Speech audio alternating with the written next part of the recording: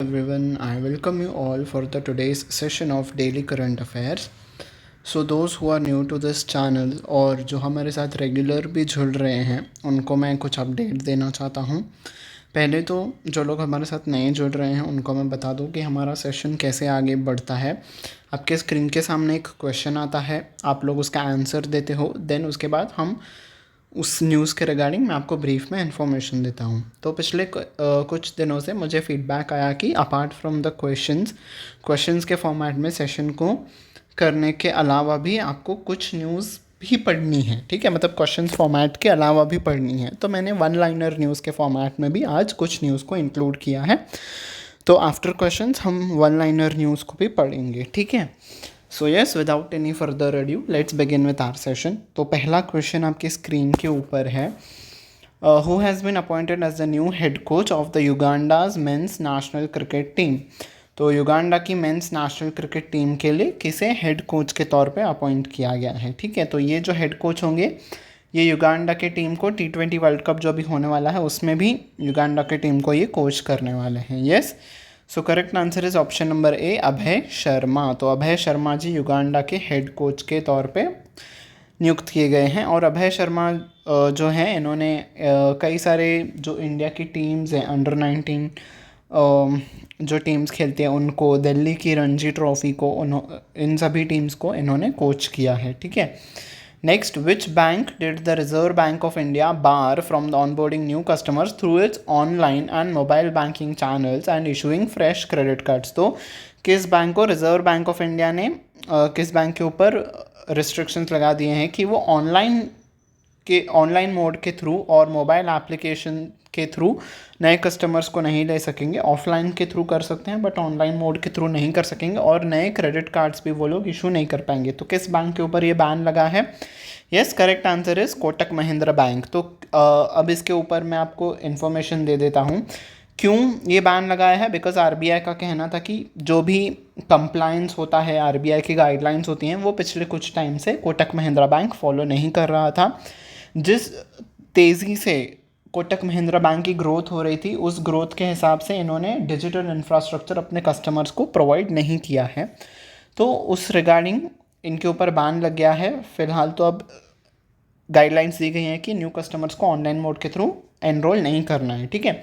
इससे पहले भी 2020 में HDFC के ऊपर ऐसा ही सिमिलर काइंड ऑफ बैन लगा था, वो रिजॉल्व हो गया था। 2023 के अंदर बैंक ऑफ बड़ौदा के ऊपर भी ये बैन लगा था कि जो उनका BOB नेम से एप्लीकेशन है, आप उस एप्लीकेशन के ऊपर अब आप नए कस्टमर्स को नहीं एनरोल कर सकोगे। तो वो अभी भी इन डिस्प्यूट है, वो अभी भी रिजॉल्व नहीं हुआ है, इन प्रोसेस है, और अब ये वाला बैन आ गया है, ठीक है। तो ये कुछ इन्फॉर्मेशन थी जो करंट बैंक और कुछ पिछले बैंक्स के ऊपर रिस्ट्रिक्शंस लगे हुए हैं, ठीक है। Next question, what is the theme for world intellectual property day 2024। तो आज ही के दिन यानी कि 26 अप्रैल के दिन वर्ल्ड इंटेलेक्चुअल प्रॉपर्टी डे मनाया जा रहा है। इस डे की थीम क्या है ये आपको बताना है। Yes, correct answer is option number B, IP and SDGs यानी कि sustainable development goals, building our common future with innovation and creativity. तो इस थीम के साथ वर्ल्ड इंटेलेक्चुअल प्रॉपर्टी डे यानी कि WIP world intellectual property day मनाया जा रहा है, ठीक है। In which state was Khongjom day observe to honour the heroes of Khongjom battle. तो खंजोम बैटल के हीरोज़ को ऑनर करने के लिए खंजोम डे जो है वो किस स्टेट में मनाया जाता है? तो correct answer is option number C, Manipur. तो मणिपुर स्टेट में ये डे मनाया जाता है, ठीक है।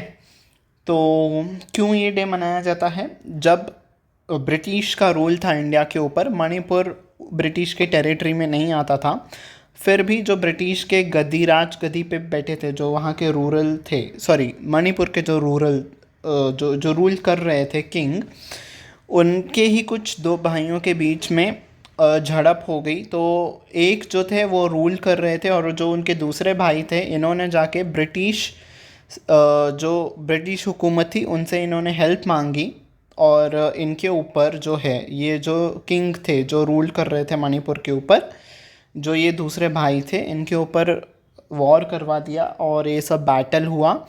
तो उस बैटल में जिन लोगों ने अपनी जान गंवाई उस डे को खंजोम डे मनाया जाता है।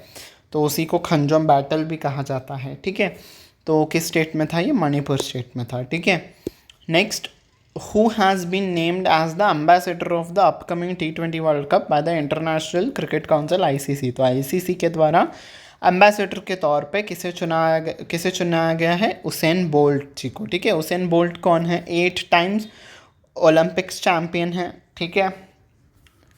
तो इनका आई थिंक 2008 से मेडल्स जीतने का शुरुआत हुआ था जब बीजिंग ओलंपिक्स हुए थे, ठीक है। तो यस, उसेन बोल्ट जी को चुना गया है एज अ ब्रांड एम्बेसडर के तौर पे, ठीक है। तो हमारे क्वेश्चंस का सेशन ख़त्म होता है। अब वन लाइनर न्यूज़ के सेशन की तरफ हम आते हैं। तो कुछ वन लाइनर न्यूज़ भी हम कर लेते हैं। आप इसे याद रखना, जो भी इन्फॉर्मेशन आपको वन लाइनर न्यूज़ के तौर पे दी जा रही है, ठीक है। नोवाक जोकोविच, जो कि किस स्पोर्ट से जुड़े हुए हैं? ये टेनिस से जुड़े हुए हैं, ठीक है। तो इनको क्या दिया गया है? Named as Laureus world sportsman of the year for the 5th time. तो 5वीं बार उनको इस अवार्ड से सम्मानित किया गया है, ठीक है। स्पोर्ट्स पर्सनालिटीज़ को जब भी ये अवार्ड दिया जाता है उनके लिए बहुत ही गर्व की बात मानी जाती है। ये बहुत ही प्रसिद्ध अवार्ड है, ठीक है, बहुत ही फेमस अवार्ड है, नामचीन अवार्ड है हम कह सकते हैं। तो नोवाक जोकोविच को 5वीं बार ये अवार्ड मिल रहा है। और वुमेंस की कैटेगरी में sports woman of the year का अवार्ड्स, जो कि एक स्पेनिश फुटबॉलर हैं, एतिना बोनामाती को दिया गया है, ठीक है। ये पहली बार है कि किसी फुटबॉलर को ये अवार्ड दिया गया है, ठीक है। तो ये न्यूज़ आप नोट कर लीजिए, ठीक है। ये याद रखिएगा कि किसे sports man of the year चुना गया है और sports woman of the year चुना गया है, ठीक है। नाम याद रखिएगा, उनका प्रोफेशन याद रखिएगा। ये फुटबॉलर हैं, ये टेनिस प्लेयर है, ठीक है। नेक्स्ट न्यूज़ आ रही है तमिलनाडु और केरला से। तो तमिलनाडु और केरला कंडक्ट करेंगे अपना पहला सिंक्रोनाइज, यानी कि दोनों स्टेट मिल के नीलगिरी थार, जो ये एनिमल है जो कि डियर की तरह लगता है, ठीक है, उनका सेंसस कंडक्ट करेंगे फ्रॉम अप्रैल 29, ठीक है। तो इनकी पॉपुलेशन कितनी है, क्या स्टेटस है, ये जानने के लिए ये दोनों स्टेट्स सेंसस कंडक्ट करेंगे। क्यों ये दोनों स्टेट्स का सेंसस कंडक्ट करेंगे? जो वेस्टर्न घाट्स है, ठीक है, ये जो वेस्टर्न घाट्स का एरिया है, तो इसी एरिया में ये एनिमल मिलता है नीलगिरी थार, और तमिलनाडु का ये स्टेट एनिमल है, ठीक है। और इनको जो है IUCN के लिस्ट में एंडेंजर्ड कैटेगरी में रखा गया है, ठीक है। तो इसी कारण से इनका सेंसस किया जा रहा है कि कैसे हम इनके एक्सटेंशन को रोक सकते हैं, ठीक है। नेक्स्ट न्यूज़ की तरफ हम बढ़ते हैं। In order to streamline and enhance the air traffic management ATM, तो एयर ट्रैफिक जो भी होता है हमारा स्पेस, जो भी हमारा एयर स्पेस है, उसको सही से और मैनेज करने के लिए इंडिया ने इनिशिएट यानी कि स्टार्ट किया है कौन से प्रोसेस को? कंसोलिडेटिंग मतलब एक साथ लाना, मिलाना। किस चीज़ को मिलाना? It's 4 air space regions. तो अभी जो इंडिया का एयर स्पेस रीजन्स है, मतलब ऑफिस हैं जहाँ से एयर स्पेस जो भी एयर ट्रैफिक है वो कंट्रोल किया जाता है, वो कहाँ पे है? एक है आपका दिल्ली में, ठीक है, एक है आपका मुंबई में, एक है आपका कोलकाता में, और चौथा है आपका चेन्नई में, ठीक है। इन चारों जगहों से एयर स्पेस कंट्रोल किया जाता है, एयर ट्रैफिक को कंट्रोल किया जाता है। तो अब इन चारों रीजन्स को मिला के एक रीजन बनाया जाएगा, ऐसा प्रोसेस स्टार्ट हुआ है। और वो कहाँ पे होगा? नागपुर में। वो एक सिंगल एयर स्पेस सेंटर को बनाया जाएगा ताकि बहुत अच्छे से कोऑर्डिनेशन हो सके। अभी के टाइम पे क्या हो रहा है, जब कोई भी नॉर्थ रीजन से जा रहा है तो उसको दिल्ली के एयर स्पेस रीजन में कांटेक्ट करना पड़ रहा है। फिर जब वो थोड़ा और नीचे आएगा फिर उसको सदर्न रीजन यानी कि मुंबई में कनेक्ट करना पड़ेगा। फिर और उसको नीचे जाना है तो फिर चेन्नई के एयर स्पेस रीजन से कनेक्ट करेगा। तो ऐसे कई सारे रीजन्स को उसको कनेक्ट करना पड़ता है, बहुत सारे कम्युनिकेशन बैरियर्स भी आ जाते हैं। तो इसी कारणवश एक सेंटर, एक रीजन बनाने की बात की गई है, ठीक है। तो उसका नाम क्या रखेंगे फिर उस एक रीजन का? ईशान का फुल फॉर्म क्या होगा? आपको एग्जामिनेशन में पूछ सकते हैं। Indian single sky harmonised air traffic management, ISHAN, ठीक है। इसका एब्रीवेशन पूछ सकते हैं, तो ध्यान रखना कहाँ पे ये होगा? नागपुर में, ठीक है। इंडियाज़ बिगेस्ट क्लाइमेट क्लॉक, अब दूसरी न्यूज़ है। India's biggest climate clock activated at CSIR headquarter New Delhi. तो न्यू दिल्ली में इंडिया का क्लाइमेट क्लॉक, सबसे बड़ा क्लाइमेट क्लॉक इंस्टॉल किया गया है। ये क्यों इंस्टॉल किया गया है? ताकि क्लाइमेट चेंज से रिलेटेड जो भी इंफॉर्मेशन है वो डिजिटल फॉर्म में वहाँ पे दिखाई जाए, ठीक है। जो भी क्लाइमेट चेंज के ट्रेंड्स हैं, कितना कार्बन एमिशन हो रहा है, क्या पोल्यूशन लेवल है, तो ये सब दिखाया जाएगा उस डिजिटल क्लॉक में, ठीक है, जो कि न्यू दिल्ली में हेडक्वार्टर है, ठीक है। ओके, नेक्स्ट न्यूज़ है रेजर पे से आ रही है, रेजर पे से जुड़ी हुई। रेजर पे partnered with Airtel payments bank launched UPI switch.